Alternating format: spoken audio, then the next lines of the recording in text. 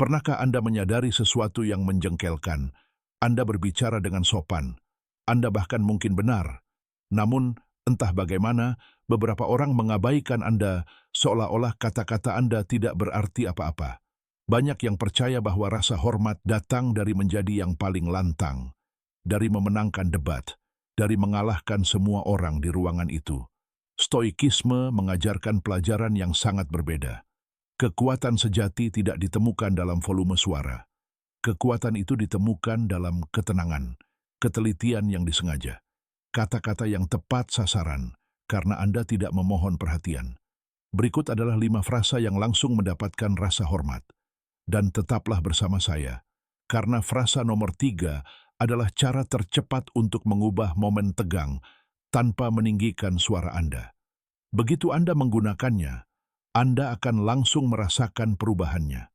Marcus Aurelius menulis, "Jangan buang waktu lagi untuk berdebat tentang bagaimana seharusnya seorang pria yang baik. Jadilah salah satunya." Rasa hormat bukanlah sesuatu yang Anda tuntut. Itu adalah sesuatu yang Anda tunjukkan melalui penguasaan diri, batasan yang jelas, dan bagaimana Anda bersikap ketika orang lain kehilangan kendali. Frasa pertama, "Saya mengerti maksud Anda, tetapi saya tidak setuju." Frasa pertama, "Saya mengerti maksud Anda, tetapi saya tidak setuju." Kalimat ini terstruktur, namun tidak lemah. Sebagian besar perselisihan tidak runtuh karena fakta. Perselisihan itu runtuh karena ego. Saat Anda memberitahu seseorang bahwa mereka salah, mereka berhenti mendengarkan dan mulai membela diri. Tetapi ketika Anda memulai dengan, "Saya mengerti maksud Anda menurunkan kewaspadaan mereka. Anda menunjukkan bahwa Anda telah mendengarkan. Anda menunjukkan kepercayaan diri. Kemudian Anda mengakhiri dengan hal yang penting, "Tapi saya tidak setuju." Tidak ada serangan, tidak ada permintaan maaf, hanya batasan. Contoh, dalam rapat, seseorang mengajukan ide yang Anda tahu tidak akan berhasil. Alih-alih tetap diam atau memicu konflik, Anda berkata, "Saya mengerti maksud Anda, tetapi saya tidak setuju." Nada suara Anda tetap tenang. Ekspresi Anda tetap tenang. Tiba-tiba, ruangan melihat Anda secara berbeda. Frasa kedua hanya terdiri dari 5 kata, namun dapat menghentikan ketidakuvagenie secara instan. Jika Anda merasa wawasan ini bermanfaat, pertimbangkan untuk berlangganan saluran ini. Ini adalah tindakan kecil, tetapi benar-benar membantu saat saya melanjutkan perjalanan ini bersama Anda menuju kehidupan yang lebih baik, satu hari demi satu hari. Frasa kedua, "Saya tidak menganggap itu tepat."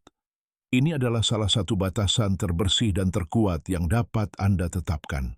Ketika seseorang melanggar batasan, kebanyakan orang tertawa canggung, tetap diam, atau menurutinya untuk menghindari ketidaknyamanan. Dan tanpa disadari, mereka mengajarkan orang lain bahwa ketidakuvaan dapat diterima. Tetapi ketika Anda dengan tenang berkata, "Saya rasa itu tidak pantas," seluruh suasana berubah. Anda tidak berdebat, Anda tidak menjelaskan, Anda hanya menetapkan batasan. Contoh, saat makan malam, seseorang menceritakan lelucon yang menyinggung dan mengharapkan Anda untuk tersenyum. Anda berhenti sejenak, Anda menarik napas, Anda menatap mereka dan berkata, "Saya rasa itu tidak pantas." Tidak ada drama, tidak ada ceramah, hanya harga diri. Berikut manfaat tersembunyinya. Ketika Anda mengatakannya, Anda sering memberi orang lain izin untuk merasakan apa yang mereka takut untuk ungkapkan sendiri. Frasa ketiga, "Mari kita bicara ketika kita dapat melakukannya dengan hormat." Ini adalah cara stoik untuk menolak kekacauan tanpa melarikan diri darinya. Ada titik di mana dialog berhenti menjadi dialog. Suara menjadi lebih keras. Gangguan menumpuk. Kata-kata menjadi senjata. Kebanyakan orang merespons dengan salah satu dari 2 cara. Mereka membalas agresi atau mereka menarik diri karena merasa tidak berdaya. Ungkapan ini menawarkan jalan ketiga, kontrol tanpa konfrontasi. Anda tidak mengatakannya dengan marah, Anda tidak mengatakannya sebagai ancaman, Anda menyatakannya seperti sebuah aturan. Mari kita bicara ketika kita bisa melakukannya dengan hormat. Dan seketika, dinamika berubah. karena Anda menolak untuk mengikuti aturan mereka. Contoh, seorang rekan kerja menyela Anda dan mencoba mendominasi diskusi. Anda tidak bersaing. Anda tidak meninggikan suara. Anda berhenti sejenak dan berkata, "Mari kita bicara ketika kita bisa melakukannya dengan hormat." Kemudian Anda berhenti berbicara. Keheningan itu bukanlah kelemahan. Keheningan itu adalah pesannya. Saya tidak akan terlibat dalam hal ini. Ungkapan keempat, saya lebih suka tidak melanjutkan percakapan ini. Tidak setiap konflik layak mendapatkan energi Anda. Tidak setiap diskusi layak untuk waktu Anda. Beberapa orang berdebat untuk memahami. Yang lain berdebat hanya untuk menang. Dan mereka yang berdebat untuk menang akan terus mengubah tujuan sampai Anda kelelahan. Stoikisme menyebut ini sebagai kebijaksanaan. Lindungi kedamaianmu. Ungkapan ini adalah cara Anda menutup pintu dengan lembut, tanpa membantingnya. Saya lebih suka tidak melanjutkan percakapan ini. Tanpa amarah, tanpa penghinaan, tanpa pembenaran yang panjang. Anda tidak menghindari apapun. Anda memilih diri sendiri. Contoh, seseorang terus memprovokasi Anda, mengulangi argumen yang sama, mencoba menyeret Anda ke dalam kekacauan emosional. Anda mengenali jebakan itu. Anda mundur dan berkata, "Saya lebih suka tidak melanjutkan percakapan ini." Dan Anda pergi dengan harga diri Anda tetap utuh. Karena kenyataannya adalah menjauh dari ketidakufaan bukanlah kekalahan. Itu adalah penolakan untuk membuang hidup Anda pada kebisingan.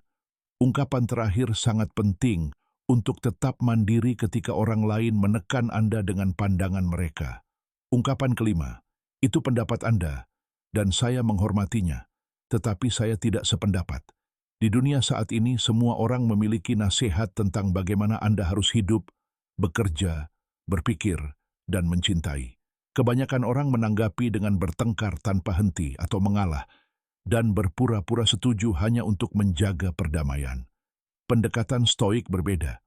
Anda bisa menghormati seseorang tanpa mengorbankan diri sendiri. Itu pendapatmu, dan aku menghormatinya, tetapi aku tidak sependapat.